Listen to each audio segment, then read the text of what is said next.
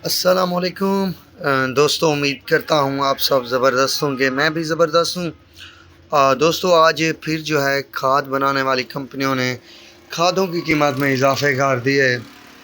Last जो update आई थी वो मैंने आप सबके साथ शेयर कर दी थी कि डीएपी की कीमत यानी सोना डीएपी की कीमत 500 रुपये बढ़ी थी। इसके अलावा जो कि सरसब्ज़ की एंग्रो की एनपी थी, उसके रेट्स में 1000 रुपये तक का इजाफ़ा कर दिया गया था।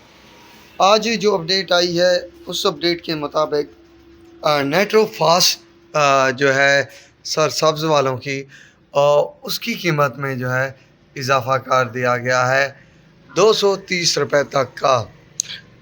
मतलब खाद वाली कंपनियां जो हैं वो बिल्कुल किसानों की तबाही के लिए तैयार बैठी हैं और क़यामत बर्पा कर रही हैं हर आने वाले दिन में मज़ीद रेट बढ़ाकर।